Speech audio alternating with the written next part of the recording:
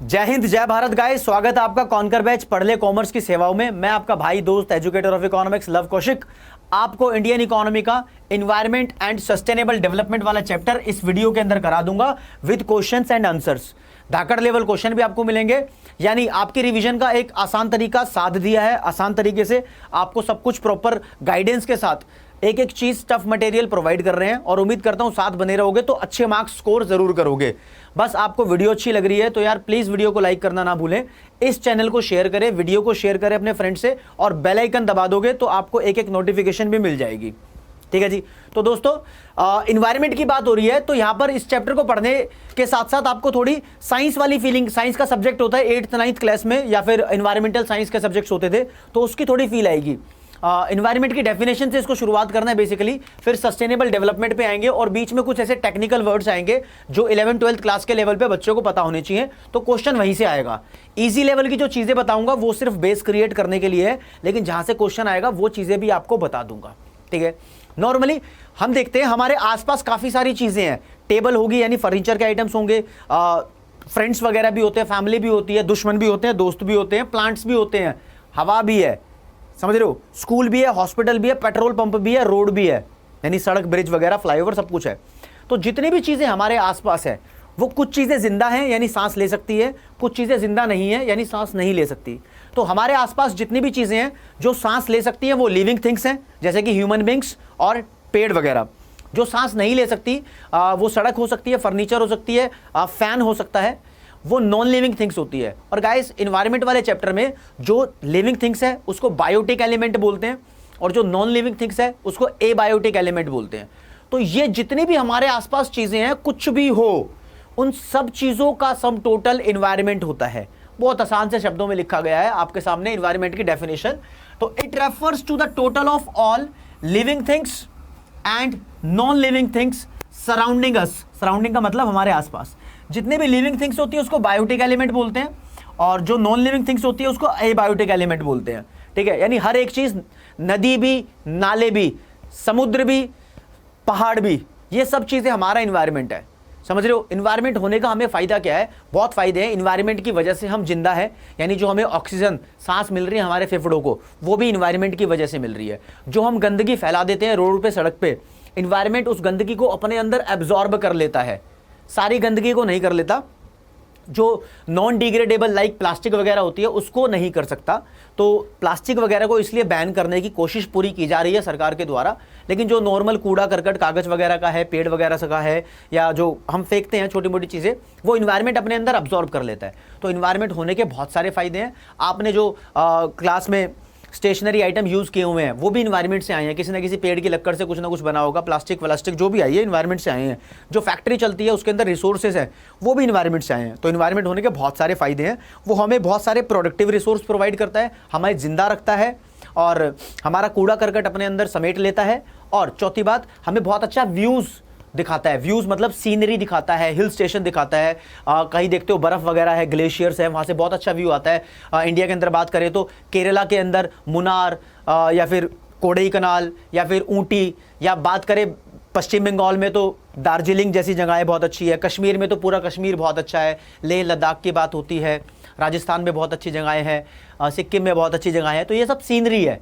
Environment की वजह से हमें सब कुछ फायदे होते हैं। बहुत इजी क्वेश्चन में काउंटिंग होगी, इसके आने के चांस कम है, लेकिन फिर भी हम इसको पढ़ लेते हैं। क्वेश्चन है दोस्तों, फंक्शंस या सिग्निफिकेंस या फिर इंपॉर्टेंस ऑफ इन्वायरमेंट। इन्वायरमेंट के क्या क्या फायदे हैं?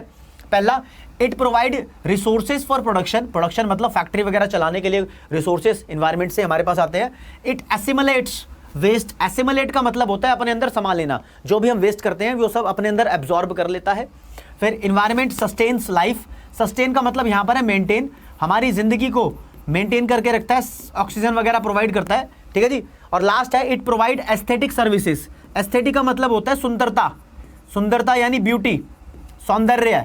तो सीनरी वगैरह जैसी सर्विसेज हमें प्रोवाइड करता है ताकि मन खुशहाल भी रहे। तो दोस्तों यहाँ पर इन्वायरमेंट का फंडा खत्म हो जाता है। इसके आगे हमें जो नए नए कॉन्सेप्ट पढ़ने हैं उस पर चर्चा करेंगे। अब पेपर में इंपॉर्टेंट बातें तुम्हारे सामने आएगी। पता है जैसे हमारा खाना खाने की एक कैपेसिटी होती है, 2 रोटी 4 रोटी, किसी की 6 रोटी, या पराठे या चावल या बिरयानी या नॉनवेज कुछ भी खा सकता है। तो ऐसी इन्वायरमेंट की भी एक कैपेसिटी होती है कि वो कितना वेस्ट हमारे द्वारा फैलाया गया अपने अंदर समा सकता है, समझ रहे हो। तो उस कैपेसिटी को मान लो एग्जाम्पल के तौर पर कि 100 स्क्वायर मीटर की धरती के अंदर 1 किलो कूड़ा अपने अंदर समा सकती है, तो वो उसकी एब्जॉर्ब करने की कैपेसिटी है। और उस ही कैपेसिटी को दोस्तों एब्जॉर्प्टिव कैपेसिटी बोलते हैं, और इसका दूसरा नाम एसिमुलेशन कैपेसिटी भी है। एनसीईआरटी के हिसाब से वर्ड इस्तेमाल किया गया है, इजी लैंग्वेज में डेफिनेशन लिखी है। It refers to the capacity of the environment to absorb degradation. या डिग्रेडेशन को आप डिग्रेडेबल वेस्ट मान सकते हो, या सिर्फ वेस्ट बोल दोगे तो भी नंबर मिल जाएंगे, कोई दिक्कत नहीं है, ठीक है जी। ये तो पहला कॉन्सेप्ट जो एग्जाम के लिए इंपॉर्टेंट है। इसके अलावा बात करेंगे दोस्तों रिसोर्सेज की। बहुत सारे इन्वायरमेंट हमें रिसोर्सेज प्रोवाइड करता है। तो मान लो इन्वायरमेंट में से रिसोर्स निकलते हैं, मतलब ज़मीन से रिसोर्स निकलते हैं, बहुत सारे खनिज पदार्थ निकलते हैं, पेट्रोलियम जैसी चीज़ें ज़मीन से निकाली जाती है क्रूड ऑयल की फॉर्म में, ठीक है ना। कोयला ज़मीन से निकाला जाता है, बहुत सारी चीज़ें, मतलब हमें ये इन्वायरमेंट यानी हमारा पर्यावरण प्रोवाइड कर रहा है, ठीक है। और हम उन रिसोर्सेज को इस्तेमाल भी करते हैं, गाड़ी में पेट्रोल फ्यूल वगैरह इस्तेमाल करते हैं, ठीक है। दवाइयों में भी बहुत सारे रिसोर्सेज इस्तेमाल होते हैं, हम मकान बनाते हैं उसमें भी रिसोर्सेज ही इस्तेमाल हो रहे हैं। लकड़ी का गेट बनता है तो वो भी इन्वायरमेंट से ही आया है। हर चीज़ इन्वायरमेंट मतलब आसपास के चीज़ों से मिलके बन रही है। तो मैं आपको बताता हूँ, ज़मीन से या फिर इन्वायरमेंट से रिसोर्स निकालने को बोलते हैं extraction of resource. Word use करूँगा, स्लाइड पे आपको दिखाई देगा। एक्सट्रैक्शन ऑफ रिसोर्स का मतलब इन्वायरमेंट से रिसोर्स निकाल लेना, ठीक है। और वो रिसोर्स इन्वायरमेंट में बनते रहते हैं, उसके बनने को बोलते हैं रीजनरेशन। दोबारा मतलब मान लो इन्वायरमेंट में 10 किलो रिसोर्स है, यहां पर क्या लिख रहा हूं, ये बॉक्स है, ये हमारा इन्वायरमेंट है, इसमें 10 किलो रिसोर्स है, और हम डेली इसमें से 2 किलो रिसोर्स निकाल लेते हैं, ठीक है जी। और डेली इसके अंदर 2 किलो रिसोर्स ऑटोमेटिकली बनते रहते हैं, तो ये बनने को बोलते हैं रीजनरेशन। अगर ये एक्सट्रैक्शन और रीजनरेशन एक दूसरे के इक्वल रहे तो हमारे इन्वायरमेंट में जो रिसोर्सेज हैं वो 10 किलो ही रहेंगे, यानी 2 किलो डेली निकलते रहेंगे और 2 किलो डेली ऑटोमेटिकली इन्वायरमेंट बनाया जाएगा, ठीक है। लेकिन यहां पर हो क्या रहा है कि हम लोग एक्सट्रैक्शन की स्पीड को ज़्यादा बनाए हुए हैं, यानी निकालते ज़्यादा हैं और वो बनते कम है। तो एक टाइम ऐसा भी आएगा कि ये रिसोर्स खत्म होने लग जाएंगे। सपोज करो हम डेली 3 किलो निकाल रहे हैं और डेली यहाँ 2 किलो बन रहे हैं, तो वो जल्दी खत्म हो जाएंगे ना, निकल ज़्यादा रहे हैं, बन ज़्यादा रहे हैं। तो दोस्तों इससे रिलेटेड जो कॉन्सेप्ट है वो इन्वायरमेंट का है कैरिंग कैपेसिटी। कैरिंग कैपेसिटी अलग चीज है, कैरिंग कैपेसिटी अपने आप में 2 चीजों का मिक्सचर है। ये बोलता है resource extraction should remain below the rate of resource regeneration, यानी ये रीजनरेशन जो हो रही है उससे कम एक्सट्रैक्शन होना चाहिए, ठीक है ना, तब रिसोर्सेज हमारे पास रहेंगे। और generation of waste should remain within the absorptive capacity of the environment, यानी कूड़ा करकट जो फैला रहे हैं वो भी लिमिट में फैलाना चाहिए, उतने लिमिट में कि हमारा एनवायरनमेंट उसको एब्जॉर्ब कर ले। इन दोनों बातों को बोलते हैं कैरिंग कैपेसिटी। अगर ये दोनों बातें हमारे एनवायरनमेंट के अंदर फुलफिल नहीं होती, यानी मानी नहीं जाती, तो एनवायरनमेंट आता है प्रॉब्लम में, और उस प्रॉब्लम का नाम दिया गया है एनवायरमेंटल क्राइसिस। एनवायरमेंटल क्राइसिस अपने आप में एक प्रॉब्लम है। आप बोल सकते हो जब एनवायरनमेंट के अंदर यानी वो दोनों कंडीशंस फुलफिल ना हो तो एनवायरमेंटल क्राइसिस है। सिंपल बोल सकते हो जब एक्सट्रैक्शन की स्पीड ज्यादा हो रीजनरेशन से, तो ये भी एनवायरमेंटल प्रॉब्लम है, ठीक है जी, मतलब एनवायरमेंटल क्राइसिस आ गया। तो दोस्तों इस चैप्टर के अंदर हमें एक लिस्ट ऑफ एनवायरमेंटल प्रॉब्लम पढ़नी है। एक ग्लोबल वार्मिंग पढ़ेंगे, एक ओजोन लेयर डिप्लीशन, एक पोल्यूशन और एक लैंड डिग्रेडेशन। ये 4 प्रॉब्लम पढ़ेंगे और ऑलमोस्ट चैप्टर खत्म हो जाएगा। इसके बाद सस्टेनेबल डेवलपमेंट करना पड़ेगा। इजी चैप्टर है, छोटा चैप्टर है। तो सबसे पहले ग्लोबल वार्मिंग की बात करते हैं। यहां पर सब लिखा है, देखो धरती तप रही है। वार्मिंग का मतलब गर्म और ग्लोबल का मतलब पूरी पृथ्वी के रिलेटेड में बात हो रही है, रिलेशन में बात हो रही है। तो पूरी पृथ्वी पे गर्मी का बढ़ना ग्लोबल वार्मिंग है। और गर्मी का बढ़ना मतलब टेम्परेचर जब बढ़ने लग जाता है वो गर्मी होती है। तो अर्थ का एवरेज टेम्परेचर जब बढ़ रहा है तो वो ग्लोबल वार्मिंग है। और अर्थ पे ये ग्लोबल वार्मिंग आ क्यों रही है, इसके रीजन के बारे में एक बार बात कर लेते हैं दोस्तों। पहले लिख दी डेफिनेशन ग्लोबल वार्मिंग की। It refers to a gradual, gradual का मतलब धीरे धीरे, increase in the overall temperature of the earth's atmosphere and oceans, यानी वातावरण में एटमॉस्फेयर मतलब जो हवा है, एक लिमिट बनी हुई है, सर्कल बना हुआ है, रेंज बनी हुई है। एटमॉस्फेयर होता है, फिर स्ट्रेटोस्फेयर होता है, ऐसे 5 लेयर होती है। और ओशियन, समुद्र की भी बात हो रही है। यहाँ पर होता क्या है दोस्तों, देखो हमारे इन्वायरमेंट में काफ़ी सारी गैसेस हैं। कुछ गैसेस को पर्टिकुलरली ग्रीन हाउस गैस बोलते हैं। उसके अंदर पॉपुलर है निट्रस ऑक्साइड, कार्बन डाइऑक्साइड या वाटर वेपर। ये बड़ी इंपॉर्टेंट है। ये गैसेस क्या करती हैं, देखो मानो ये मान लो सन है और ये मान लो अर्थ का सरफेस है। सन से जो सनलाइट आती है वो सनलाइट धरती को गर्म कर देती है और ये सनलाइट वापस जाती है, सनलाइट आती है वापस जाती है, सनलाइट आती है वापस जाती है। तो टप्पा खा के सनलाइट वापस जा रही है, इसको बोलते हैं सनलाइट रिफ्लेक्ट होती है, ठीक है। लेकिन कुछ ग्रीन हाउस गैसेज होती है वो एटमॉस्फेयर पे यहाँ पर एक लेयर बना लेती हैं। लेयर मतलब एक रास्ता बना लेती हैं। तो जब ये सनलाइट आएगी पृथ्वी पे तो ये ऊपर इसको क्रॉस नहीं कर पाएंगी, ये वापस जाएगी, वापस आएगी, वापस जाएगी। तो पृथ्वी के इस एरिया के अंदर ये सनलाइट आपस में घूमती रहती है ऊपर नीचे, तो ये गर्म हो जाता है, समझे। अब सूरज की तो गर्मी होती है ना, तो ये जो एटमॉस्फेयर है, ये वातावरण है, ये गर्म हो गया। तो ये ग्रीन हाउस गैसेस की लेयर बनाने की वजह से हुआ है, ये गर्मी हो गई। इसी गर्मी को बोलते हैं ग्लोबल वार्मिंग, ठीक है। समझाने की कोशिश की गई थी। अब इस ग्लोबल वार्मिंग का क्या इफेक्ट होता है ये पढ़ना है, और इस ग्लोबल वार्मिंग के मेन कारण क्या होते हैं ये पढ़ना है। इसके बाद ग्लोबल वार्मिंग का कहानी खत्म। तो दोस्तों सबसे पहले causes of global warming, pen का कलर थोड़ा डार्क करते हुए इसको स्टार्ट करेंगे। चलो जी, इस पे आ जाओ, इस पे आ जाओ, पिंक वाले पे, ठीक है जी। ग्लोबल वार्मिंग का रीजन सबसे पहले तो increase in greenhouse gases. Greenhouse gases के एग्जांपल है carbon dioxide, methane, ozone, nitrous oxide, water vapour, ठीक है। हाँ, वाटर वेपर यानी पानी की जो भाप होती है वो भी ऊपर जाके एक लेयर क्रिएट कर लेती है, उससे ऐसा होता है, ठीक है जी। फिर जो हम बर्निंग ऑफ कॉल और पेट्रोलियम यानी पेट्रोल को यूज करते हैं और कोयला वगैरह जलाते हैं, इसकी वजह से भी ग्रीन हाउस गैसेस एनवायरनमेंट के अंदर बढ़ जाती है, कार्बन बढ़ जाता है, बेसिकली कार्बन एमिशन ज़्यादा होता है। और एक एनिमल वेस्ट, एनिमल का फार्ट का मतलब पादना होता है, ठीक है। एनिमल पाते हैं तो उसके अंदर भी हम भी पाते हैं भाई, सब पाते हैं, कोई दिक्कत नहीं है।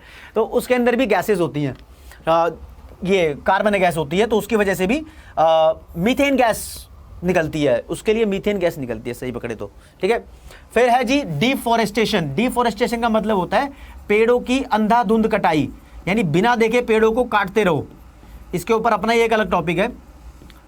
जब हम पेड़ों को अंधाधुंध काटते रहते हैं, मतलब बिना देखे, बिना उसके फायदे नुकसान जाने जहां मर्जी से काट देते हैं, तो बहुत नुकसान होते हैं। नुकसान नंबर 1, जितने ज़्यादा पेड़ होते हैं, पेड़ अपने अंदर एक्चुअली कार्बन अब्जॉर्ब करते हैं। जब कार्बन अब्जॉर्ब नहीं करेंगे तो ऊपर वो कार्बन लेयर बना देगा, तो लेयर बना देगा तो गर्मी होगी वातावरण में। तो डिफॉरेस्टेशन सबसे बड़ा रीज़न मैं मानता हूँ कि कार्बन डाइऑक्साइड का फैलने का यही है। डिफॉरेस्टेशन नहीं होना चाहिए, पेड़ों की अंधाधुंध कटाई नहीं होनी चाहिए। और दोस्तों अगर गर्मी बनेगी तो क्या होगा, गर्मी बनेगी तो खेती वाले एरिया में से ड्राउट आ सकता है। ड्राउट का मतलब सूखा। अब महाराष्ट्र जैसा एरिया है, वहाँ पर गर्मी बहुत ज़्यादा पड़ रही है, तो गर्मी पड़ती है तो गर्मी पानी को सोखती है, तो खेती का पानी सोख लेती है, वहाँ सूखा पड़ जाता है। अब कहीं कहीं जहाँ बर्फ़ के पहाड़ होते हैं उसको ग्लेशियर बोलते हैं, वो गर्मी की वजह से पिघलने लगेंगे, नदी में पानी ज़्यादा आएगा, नदी का पानी समुद्र में जाएगा, तो समुद्र का विस्तार होगा, समुद्र एक्सटेंड हो जाएगा, तो समुद्र का लेवल बढ़ने लगेगा। तो जो समुद्र के आसपास का इलाका होता है उसको कोस्टल एरिया बोलते हैं। कोस्टल एरिया में जो घर वगैरह थे वहाँ तक समुद्र पहुँच जाएगा, तो रहने का इलाका थोड़ा कम हो जाएगा, वहाँ पर फ्लड भी आ सकती है। तो फ्लड समुद्र वाले इलाकों में आ सकती है और नॉर्मल इलाकों में सूखा, बाढ़ आ सकती है, सूखा पड़ जाता है जहाँ पर खेती को नुकसान पहुँचेगा। और कुछ गर्मियों में बीमारियाँ होती है चिकनगुनिया जैसी, वो भी फैलने के चांसेस होते हैं दोस्तों। तो देखते हैं इसका इंपैक्ट क्या होता है। Main effects of global warming लिखा हुआ है, आइस मेल्ट डाउन होगी पूरे वर्ल्ड वाइड में, इसकी वजह से फ्लड्स आ सकती हैं कोस्टल एरिया के अंदर। ट्रॉपिकल स्टॉर्म्स मतलब गर्म हवाएं चलनी शुरू हो जाएंगी और वो बहुत स्ट्रॉन्गर हो जाएंगी, तो इस वजह से ट्रॉपिकल डिसीज, ट्रॉपिकल का मतलब गर्म मान के चलो, ठीक है, जैसे मलेरिया, कॉलेरा, डेंगू भी बोलते हैं, येलो फीवर या चिकनगुनिया जैसी बीमारियां फैलेंगी। और कुछ स्पीसीज जो सर्दी वाले इलाकों में पाई जाती है, जैसे कि पोलर बियर, बर्फ वाले ग्लेशियर में पाया जाता है ऐसा भालू, ये भालू जैसी चीजें एक्सटिंक्ट हो सकती है। एक्सटिंक्ट का मतलब होता है लुप्त, खत्म, खात्मा हो सकता है इनका, भैया जी नहीं पाएंगे, गर्मी में नहीं जी सकते। तो ये थी दोस्तों प्रॉब्लम नंबर 1। दूसरी प्रॉब्लम इन्वायरमेंट की पढ़ते हैं, ओजोन लेयर डिप्लेशन। सबको पता है, 9वीं 10वीं की साइंस में पढ़ते आ रहे हैं कि अर्थ के जो स्ट्रेटोस्फीयर वाले रीजन है उसके बाहर ओजोन लेयर ने गैस बना रखी है। ये जो गैस होती है, ये सनलाइट में से जो अल्ट्रावायलेट रेडिएशंस आती है, यूवी रेडिएशंस को आने से रोकती है। ये लेयर, जो लेयर ओजोन परत बनी हुई है, वो अगर वो लेयर ना हो तो सनलाइट के अंदर यूवी रेडिएशंस पृथ्वी के अंदर एंटर कर जाएंगी, और अगर एंटर कर जाएंगी तो यूवी रेडिएशन की वजह से स्किन कैंसर जैसी प्रॉब्लम होती है, तो लोगों को दिक्कत आएगी। तो अब ये जो लेयर बनी हुई है ओजोन लेयर, ये अच्छी बात है, इसमें हो रहा है अब धीरे धीरे छेद, यानी धीरे धीरे वो खत्म हो रही है, डिग्रेड हो रही है, डिप्लीट हो रही है। डिप्लीट का मतलब खत्म होना। तो ओजोन लेयर का घटना रिड्यूस होना, खत्म होना, ओजोन लेयर डिप्लीशन है। ये किस वजह से होती है ये पढ़ना है, और इसके होने का क्या इफेक्ट पड़ेगा ये पढ़ना है। ठीक है दोस्तों, तो ये किस वजह से होती है डेफिनेशन के साथ देखते हैं। ओजोन लेयर डिप्लीशन का मतलब it refers to the reduction in the amount of ozone in the stratosphere, यानी स्ट्रेटोस्फीयर वो सर्कल है जहां पर ये ओजोन गैस ने अपनी लेयर बना रखी है। ये प्रॉब्लम बेसिकली CFCs आपने पढ़ा होगा, क्लोरोफ्लोरोकार्बन्स होते हैं, इनकी वजह से हो जाती है। और ये क्लोरोफ्लोरोकार्बन्स बेसिकली जो हम AC एयर कंडीशनर से इस्तेमाल करते हैं और रेफ्रिजरेटर से इस्तेमाल करते हैं उसमें से आती है। ये तो सिर्फ एक रीजन है, क्लोरोफ्लोरोकार्बन्स ना लिखकर आप सिर्फ क्लोरीन लिख सकते हो, क्लोरीन की वजह से होती है। 3 चीजें हैं मेन, क्लोरीन, ब्रोमीन और हेलोकार्बन्स। ब्रोमीन जैसे क्लोरीन से CFC क्लोरोफ्लोरोकार्बन आते हैं, ऐसे ब्रोमीन से या ब्रोमाइन बोलते हैं उसे BFC यानी ब्लोरोफ्लोरोकार्बन्स आते हैं, और ये मिलता है फायर एक्सटिंग्विशर्स में। जो आग बुझाने का यंत्र होता है वो बहुत जरूरी है आजकल। ठीक है, तो इसकी वजह से as a result ozone layer depletion, more UV radiations comes to the earth causing damage to the living organisms in the form of disease like skin cancer. वैसे मुझे ऐसा लगता है कि जो पृथ्वी के ऊपर छेद हुआ था वो धीरे धीरे अब भरने लगा है, ओजोन लेयर अपने आप में भी क्रिएट होने लगी है, तो इसकी इंप्रूवमेंट भी है, हम थोड़ा मान रहे हैं। अब ओजोन लेयर से इंपॉर्टेंट बात बताऊं आपको मैं, यहां पर जो याद रखनी है आपको, कनाडा में एक जगह है, पेन का कलर चेंज,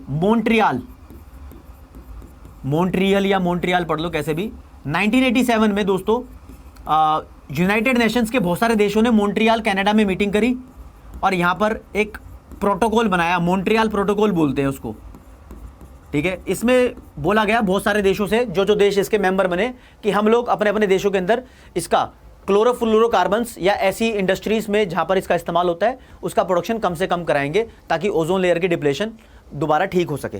ठीक है, तो ये बहुत सक्सेसफुल हुआ और 1992 में इसकी मीटिंग यानी मॉन्ट्रियल प्रोटोकॉल का जो बनाया था उसकी मीटिंग लंदन में हुई, तो इंडिया ने इसको वहां ज्वाइन किया। तो ये बात आपको पता होना चाहिए इंडिया ने कब ज्वाइन किया। तो इंडिया मॉन्ट्रियल प्रोटोकॉल का मेंबर है, यहाँ पर यूनाइटेड नेशंस की बहुत सारी कंट्रीज शामिल है। तो ये आपके 1 या 2 नंबर के लिए इंपॉर्टेंट है, फैक्ट भी इंपॉर्टेंट है, और इसलिए इंपॉर्टेंट है कि अब आपका 12वीं क्लास में एडमिशन लेने के लिए 12वीं के बाद कॉलेज में एडमिशन लेने के लिए CUET का एग्जाम पास करना पड़ेगा, तो उसके लिए एक इंपॉर्टेंट फैक्ट भी है। ठीक है, उसकी तैयारी भी साथ के साथ कुछ चीज़ों के साथ यहाँ हो रही है। आप पूरा प्रॉपर साथ दोगे, क्राउड आएगा आपकी क्लास का, तो CUET की प्रिपरेशन फ्री में कराई जाएगी, समझ रहे हो। लेकिन क्राउड तो आए, इस वीडियो को शेयर करना ना भूले जल्दी में। अगर मैं लग रहा हूं कि आपको लग रहा है मेरी भाषा थोड़ी फास्ट हो रही है, तो आप इस वीडियो को अपने अकॉर्डिंग एडजस्ट कर सकते हो। अगर लग रहा है कि मैं स्लो हूं तो यार उसको फास्ट कर लो, आपके पास है पूरा कंट्रोल। चलो जी, ओजोन लेयर डिप्लेशन के बारे में बात हुई। अब नेक्स्ट वाली प्रॉब्लम पढ़नी है पोल्यूशन। पोल्यूशन के बारे में ज्यादा बातें नहीं, क्योंकि ये पहले से पढ़ते आ रहे हो। 4 तरीके के पोल्यूशन होते हैं, एयर, वाटर, नॉइस और लैंड पोल्यूशन। अब एयर और वाटर पोल्यूशन को कैटर करने के लिए यानी इस प्रॉब्लम को सॉल्व करने के लिए हमारे देश भारत के अंदर सन 1974 में एक सेंट्रल पोल्यूशन कंट्रोल बोर्ड बनाया गया था। ये फैक्ट आपको जानना है। ठीक है, ये 2 ही पोल्यूशन को ध्यान में रखता है, इतना इंपॉर्टेंट जानना है। किसी पोल्यूशन की डेफिनेशन नहीं आएगी 12th क्लास में, बालक ना हो आप, बच्चे ना हो। ठीक है जी, आगे नेक्स्ट है लैंड डिग्रेडेशन। डिग्रेड करने का मतलब किसी की क्वालिटी को कम करना। जब लैंड की क्वालिटी कम होने लगती है, लैंड के अंदर सॉइल की फर्टिलिटी होती है, जब उसकी क्वालिटी खराब होने लग जाती है, तो उसको बोलते हैं दोस्तों लैंड डिग्रेडेशन। और जैसा कि यहां पर लिखा है, it refers to a fall in the overall health of the land. ठीक है, ओवरऑल हेल्थ खराब होने लगती है जमीन की, including the quality of soil and water commonly caused by the human activities. इंसानों की हरकतों की वजह से ही जो जमीन के अंदर पानी और मिट्टी होती है उसकी क्वालिटी का खराब होना लैंड डिग्रेडेशन है। So these are the 4 basic problems जो आपको ध्यान रखनी है। इसके बाद एग्जाम ओरिएंटेड कॉन्सेप्ट में आएंगे, क्योंकि लैंड डिग्रेडेशन के रीजन पूछता है पेपर में। पहला रीजन है loss of vegetation occurring due to deforestation, यानी जो पेड़ों की अंधाधुंध कटाई के कारण कुछ पेड़ पौधे लुप्त हो गए, खत्म ही हो गए वो। ठीक है, वो भी मेंटेन रखते थे सॉइल की फर्टिलिटी को। सेकंड, फॉरेस्ट फायर्स और ओवरग्रेजिंग, जंगलों में आग लगना और अपने पशुओं को फालतू का चारा चरवाना। ठीक है, ओवरग्रेजिंग का मतलब चराई होता है। Encroachment into forest land, encroachment का मतलब होता है अतिक्रमण। अतिक्रमण का मतलब वहां पर रहने की जगह बना देना, एक्स्ट्रा जगह घेरना। तो जहां जंगल है वहां पर लोग आजकल मकान वगैरह बनाने लग रहे हैं, हवेली बना रहे हैं, तो वो उसकी जगह वो घेर रहे हैं, तो उस वजह से भी उसकी क्वालिटी खराब हो रही है। यानी वहां पर जंगल ही होने चाहिए थे, वहां तुमने बना दिए अपने घर। ठीक है जी। Extraction of groundwater in the excess of the recharge capacity, recharge capacity का मतलब जमीन के अंदर पानी आता रहता है, मतलब जमीन रिचार्ज होती है पानी से, ठीक है, लेकिन ग्राउंड वाटर को हम निकालते उससे ज़्यादा है, जितना पानी डेली आ रहा है उससे ज़्यादा पानी निकाला जा रहा है। आजकल शहरों के अंदर एक समरसीबल नाम की मोटर होती है, पानी की मोटर, ठीक है, उस मोटर से ज़बरदस्ती बहुत सारा पानी निकाला जाता है। इसलिए काफ़ी सारे शहरों में, यानी दिल्ली जैसे शहरों के अंदर इनके ऊपर चालान है, जिसके घर में पाई जाएगी, चालान की मतलब रखा हुआ, अब चालान करता ही नहीं करता। चेन्नई जैसी सिटी को देखो, वहाँ पर अब पीने लायक पानी नहीं बचा है, वो दूसरे स्टेट से या दूसरे सिटीज़ वगैरह से उसको इंपोर्ट करते हैं पानी को। तो ये यार इस चीज़ को ध्यान में रखना चाहिए हमें, पानी का सही इस्तेमाल बहुत इंपॉर्टेंट है। सेकंड है the poverty of the agriculture dependent people, जो कृषि के ऊपर डिपेंडेंट है, पूरे फार्मर वो गरीब है तो भाई वो फ्यूल के लिए पेड़ों को ही काटेंगे, चूल्हा बनाएंगे, वहाँ पे रोटी बनाएंगे, वहाँ पे सब्जी बनाएंगे, तो वो खुद इस चीज़ में कंट्रीब्यूट कर रहे हैं पेड़ों को काटने में, अंधाधुंध में। वो अपने घर वगैरह वहीं बनाते हैं, खरीदने के लिए पैसे नहीं है घर, ठीक है जी। लास्ट वाला, non adoption of adequate soil conservation measures, यानी सॉइल की क्वालिटी को बनाए रखने के लिए जो मेजर्स है सरकार के द्वारा दिए गए नियम है, उसको लोग मानते नहीं है अच्छे से। तो दीज आर द 6 रीजंस। आप कोई भी अभी टर्म 2 की तैयारी के लिए 3 रीजन याद कर सकते हो, इससे ऊपर का क्वेश्चन यहाँ से नहीं बनने का, ठीक है जी। आगे आ जाओ, अब कुछ इंपॉर्टेंट कॉन्सेप्ट और है, 2-3 कॉन्सेप्ट में पूरा चैप्टर खत्म होने वाला है जी, ठीक है। पेन का कलर समझ नहीं आ रहा कौन सा चूज करूं, तो आ जाओ एफ्लुएंस ट्रैप। एफ्लुएंस का मतलब होता है खुशियां, वेलफेयर, और वेलफेयर खुशियों के जाल में हम फंस रहे हैं। देखो हमारे देश में इकोनॉमिक ग्रोथ को बढ़ाने के लिए जीडीपी बढ़ाना पड़ता है, और जीडीपी बढ़ाने के लिए फैक्ट्रीज के अंदर प्रोडक्शन बढ़ाना पड़ता है। फैक्ट्रीज के अंदर हम रिसोर्सेज का इस्तेमाल करते हैं, और जो रिसोर्सेज का गलत इस्तेमाल करते हैं उसकी वजह से इन्वायरमेंटल क्राइसिस आ रहा है ना। तो हम तो अपने जीडीपी को बढ़ाने में लगे हुए हैं, बोलते जीडीपी बढ़ रहा है तो वेलफेयर बढ़ रहा है, लेकिन हमारे रिसोर्स भी तबाह हो रहे हैं दोस्तों। तो इसको बोलते हैं एफ्लुएंस ट्रैप, यानी खुशियों के चक्कर में नुकसान। क्या लिखा है, विद एफ्लुएंस और इकोनॉमिक वेलबिंग का welfare, more natural resources are used up का मतलब फिनिश्ड, ठीक है, कॉजिंग इन्वायरमेंटल प्रॉब्लम्स आपके सामने बताई थी। अमीर कंट्रीज में, यानी जो डेवलप्ड कंट्रीज हैं, रिच कंट्रीज में क्या हो रहा है, बेसिकली ज़्यादा कंजम्पशन एक्टिविटीज चल रही हैं, ये लोग ज़्यादा फैसिलिटीज एंजॉय कर रहे हैं क्योंकि इनकी इनकम ज़्यादा है, तो ये they are using up natural resources at a faster speed, बहुत स्पीड से अमीर कंट्रीज इसको खत्म कर रही है। गरीब कंट्रीज में ज़्यादा फैक्ट्रीज है नहीं, तो ज़्यादा फैक्ट्रीज अमीर कंट्री में इंडस्ट्रीज है वो कर रहे हैं, तो वो बहुत इंपॉर्टेंट था। अब मैं कहूँगा इस चैप्टर का वेरी इंपॉर्टेंट क्वेश्चन है ये वेरी इंपॉर्टेंट क्वेश्चन है, इसको डिस्कस करूँगा। पहले एक सिप पानी की पी के, और हाँ इसमें कॉफ़ी नहीं है, पानी है, ठीक है जी। यहां पर एक वर्ड इस्तेमाल किया गया, डाइकोटॉमी। डाइकोटॉमी का मतलब होता है 2 टुकड़ों में डिवाइड करना, और लिखी heading, India is environmental problem pose a dichotomy. Pose का मतलब बियर करती है, मतलब इंडिया की इन्वायरमेंटल प्रॉब्लम में 2 टुकड़े हैं, 2 टुकड़े प्रॉब्लम में हैं। ये मान लो पहला टुकड़ा है पॉवर्टी यानी गरीबी, दूसरा टुकड़ा है खुशियां। गरीबी की वजह से इन्वायरमेंटल प्रॉब्लम आ रही है, कैसे लिखा है, it is causing environmental degradation, और खुशियों की वजह से in living standards is causing environmental degradation, यानी इन्वायरमेंटल डिग्रेडेशन गरीबी की वजह से और खुशियों की वजह से।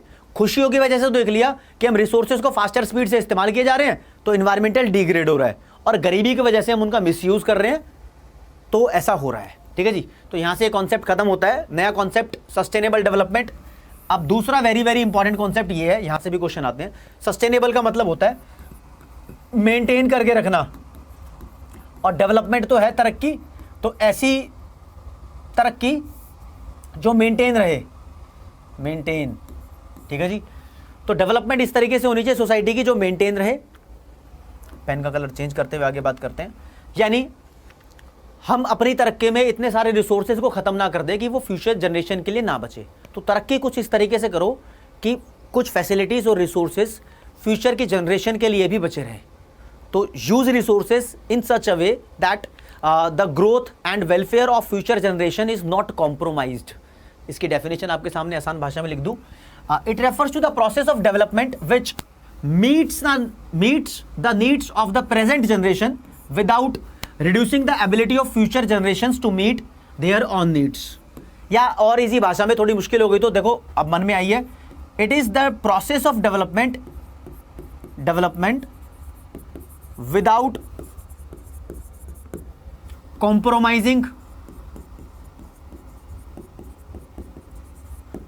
the needs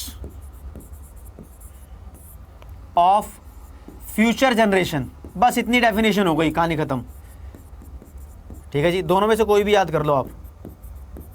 ये जो लिखा है क्लियर कर देता हूं आपको, द नीड्स है,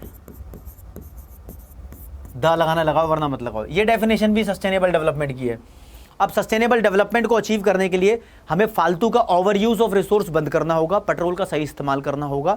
जहां तक हो सके जो हम थर्मल पावर बनाते हैं, मतलब बिजली बनाते हैं कोयले से, उसकी जगह हमें सोलर एनर्जी को इस्तेमाल करना होगा या फिर विंड एनर्जी को इस्तेमाल करना होगा। ऐसी कुछ स्ट्रैटेजीज यूज करनी होगी और कुछ तरीके आपको जो पढ़ना है चैप्टर को खत्म करने के लिए। एक तो इसका मीनिंग पढ़ना था, फिर सस्टेनेबल डेवलपमेंट को अचीव करने के कौन कौन से तरीके हम इस्तेमाल कर सकते हैं और कौन कौन सी स्ट्रैटेजीज हो सकती है। तो दोस्तों स्ट्रैटेजीज अलग हैं और वेज अलग हैं, समझ लो, दोनों को याद कर दो, यहां से क्वेश्चन आने के पूरे चांस हैं। तो आपके सामने लिखे हैं कुछ ways to achieve sustainable development. अच्छा, थोड़ा छोटा दिखाई दे रहा होगा तो मैं पूरा पढ़ के बताऊंगा। पहला है restrict use of renewable resources, यानी जो रिन्यूएबल रिसोर्सेज बार बार बनते रहते हैं उसके इस्तेमाल को भी तुम रेस्ट्रिक्ट करो, एक लिमिट तक यूज करो, क्योंकि स्पीड भी है ना एक बनने की, जिस स्पीड से वो बन रहे हैं उससे ज्यादा स्पीड से उसको खत्म मत करो, पता लगे वो खाली हो जाए, ठीक है ना। हाँ बनते हैं दोबारा, लेकिन इसका मतलब ये नहीं है कि रिन्यूएबल रिसोर्सेज अनलिमिटेड है, ये नहीं है, ठीक है ना। फिर substitute non renewable with renewable resources, जहां तक हो सके जो चीजें दोबारा नहीं बनाई जा सकती, जैसे कि पेट्रोल वगैरह जो चीजें इनका अंत आने लगा है, ठीक है, तो उसको रिन्यूएबल रिसोर्सेज से आप सब्स्टिट्यूट करो। पेट्रोल वैसे बोलते हैं रिन्यूएबल है, लेकिन उसको बनाने में इतना लंबा समय लग जाता है, इतने लाखों वर्ष लगते हैं क्रूड ऑयल को बनाने में, कि रिन्यूएबल वाली कैटेगरी में भी इसको डालना बड़ा मुश्किल है, ठीक है। तो बिकमिंग इनपुट एफिशिएंट, यानी इनपुट का मतलब रॉ मटेरियल वगैरह इस तरीके से इस्तेमाल करो कि उनका पूरा इस्तेमाल हो, वेस्ट ना हो, वेस्टेज मत करो, वेस्टेज नहीं होनी चाहिए। कंट्रोल करेंगे पोल्यूशन को हर तरीके के, बेसिकली एयर और water pollution, and control the growth of population. Bharat के अंदर जो fast speed of increasing population है वो सारे रिसोर्सेज को खाई जा रही है, मतलब खाना तो जरूरी है, वेस्ट भी कर रही है, ठीक है। तो पॉपुलेशन ग्रोथ लिमिट में करनी पड़ेगी। वेज इतने इंपॉर्टेंट नहीं है जितने इंपॉर्टेंट स्ट्रैटेजीज हैं, ये ज्यादा इंपॉर्टेंट है। स्ट्रैटेजीज कौन कौन सी, स्ट्रैटेजी को क्या बोलेंगे, नीतियां नहीं, कुछ और शब्द है इसके लिए। तो स्ट्रैटेजीज कौन कौन सी है, पहली बात use of non conventional sources of energy. Non conventional का मतलब आप ये मानो कि जो लेटेस्ट टेक्निक है, मॉडर्न टेक्निक्स है, उसका इस्तेमाल करना चाहिए। पुरानी टेक्निक को ही भूल जाओ। पुरानी टेक्निक का मतलब कि चूल्हा चलाने के लिए हम लकड़ का इस्तेमाल करते थे, उसको भूलो। सीएनजी गैस का यूज करो, एलपीजी गैस का यूज करो, उससे पोल्यूशन थोड़ा कम होता है, ठीक है। यूज ऑफ क्लीनर फ्यूल्स, साफ सुथरे फ्यूल्स का इस्तेमाल करो, जैसे कि आजकल इलेक्ट्रिक कार आ रही है तो वो भी एक अच्छा फ्यूल है, ठीक है। सीएनजी या हाइड्रोजन की कार है, वो भी एक अच्छा फ्यूल है as compare to petrol and diesel, ठीक है। Establishment of mini hydel plant. Mini hydel plant सुन लो क्या होते हैं। पहले पहाड़ होते हैं, काफी सारे पहाड़, इनके यहाँ से पानी बह रहा होता है, झरना, ठीक है। यहाँ पर छोटा सा बिजली बनाने का प्लांट लगा दो, तो मिनी हाइडल प्लांट जगह जगह लगाओ तो बिजली बन जाएगी, अच्छा रहेगा। Traditional knowledge and practices are very important. Traditional knowledge क्या होती है, देखो हमें पता होना चाहिए। अगर हम खेती की बात करें तो वहां पर अगर उल्लू यानी ऑल और पीकक यानी मोर वहां पर हम पालेंगे, यानी उनके लिए स्कोप छोड़ेंगे थोड़ा जिंदा रहने का, तो रात को कीड़े उल्लू खाता है, दिन में कीड़े मकोड़े मोर खाता है, तो टिड्डी दल जैसे अटैक से बच सकते हैं। ये पुरानी नॉलेज है, ठीक है। लेकिन आजकल तो हम इस्तेमाल करते हैं पेस्टिसाइड्स का। पेस्टिसाइड केमिकल होते हैं उनको मारने के लिए, और वो पेस्टिसाइड जब हम खोलते हैं, हम डालते तो खेतों में है वो, यानी फील्ड में जहां पर खेती कर रहे हैं, लेकिन वो स्मेल जब जाती है हमारे मन के अंदर, मुंह के अंदर, सांस के थ्रू, तो हमारे फेफड़ों को भी नुकसान पहुंचाते हैं, यानी ह्यूमन बॉडी को भी नुकसान पहुंचाते हैं। उससे बेटर तो वही थे, ठीक है ना। तो use of bio compost, use of biopest. Biopest मतलब कि नेचुरल खाद वगैरह इस्तेमाल कर लो, जिस और नेचुरल चीजें इस्तेमाल कर लो जिससे वो मर जाए। बायोपेस्ट का मतलब तुम नीम का इस्तेमाल करो, नीम कोटेड खाद लेकर आओ, ठीक है। खाद ऐसी होनी चाहिए, नीम का कोटिंग होनी चाहिए, किसी केमिकल की नहीं, ठीक है। बायो कॉम्पोस्ट का मतलब उसको एक गड्ढे में डालकर चीजों को खत्म करना, कूड़ा कचरा, ठीक है। Change in unsustainable pattern of consumption and production, यानी ऐसा पैटर्न जो अनसस्टेनेबल है, यानी जो मेंटेन नहीं कर पा रहा हमारी सस्टेनेबल ग्रोथ को, उसको बदलो। कंजम्पशन की क्वालिटी कम कर दो, प्रोडक्शन की क्वालिटी कम कर दो, क्वांटिटी कम कर दो, सॉरी, ताकि फ्यूचर जनरेशन की नीड्स को मीट किया जा सके। तो ये चीजें हमें साथ लिखी हैं, कोई भी तीन आप याद कर लो, इस टर्म 2 की प्रिपरेशन के लिए आपका काम चल जाएगा, कोई भी 3 पॉइंट याद कर दो। इसके साथ दोस्तों चैप्टर खत्म होता है, और अब वक्त आ गया है कि मेन इंपॉर्टेंट धाकड़ क्वेश्चन आपसे डिस्कस कर लूं, जो कि एग्जाम में आएंगे। तो क्वेश्चन आंसर सेशन आपके सामने है।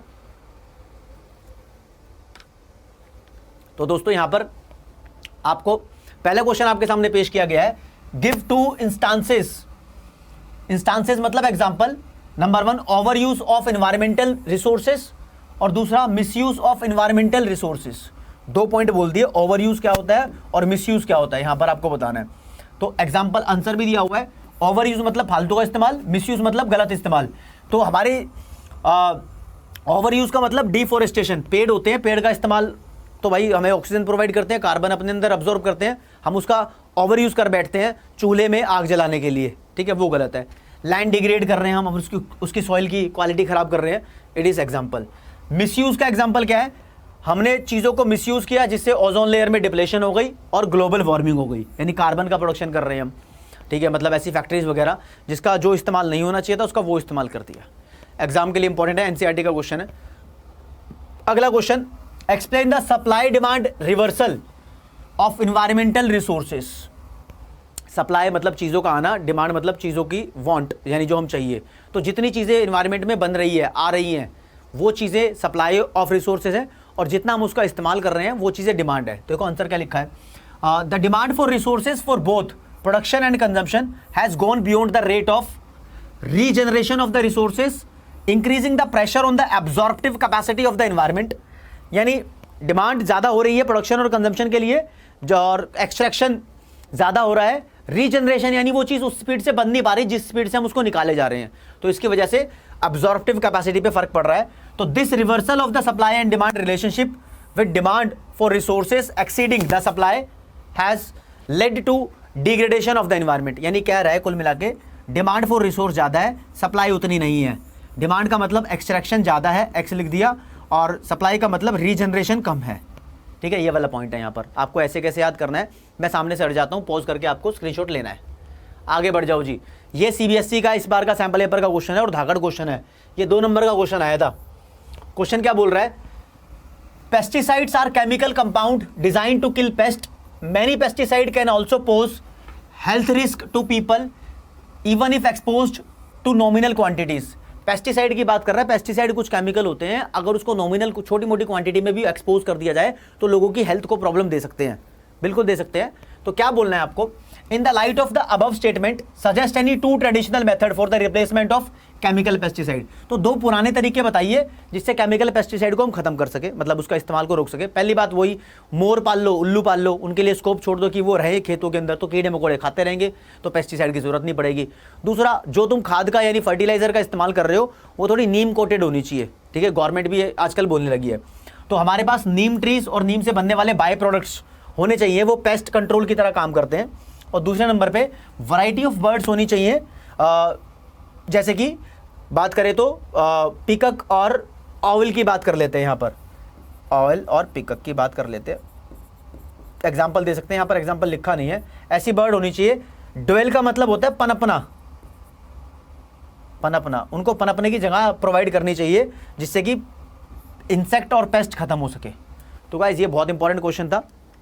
आपको मेन टॉपिक्स जो इसके अंदर करने हैं इस चैप्टर के अंदर, एक छोटे क्वेश्चन के लिए ये वाली absorptive capacity, carrying capacity, affluence trap, environmental crisis, और 3 नंबर के क्वेश्चन के लिए वेरी इंपॉर्टेंट मैं इसको बताऊंगा, डाइकोटॉमी को सबसे ज़्यादा इंपॉर्टेंट, और फिर इसके बाद ये इंपॉर्टेंट है, ठीक है। शॉर्ट क्वेश्चन के लिए ये सब इंपॉर्टेंट है, कराया बहुत कुछ है चैप्टर में लेकिन करना ये है, ठीक है जी। तो नेक्स्ट वीडियो आपको मिलेगी comparative development experience, comparative development experience of India with its neighbours. Basically इस चैप्टर को प्यार से मैं इंडिया, चाइना एंड पाकिस्तान बोल के पुकारता हूं, और ये चैप्टर 6 नंबर का आएगा।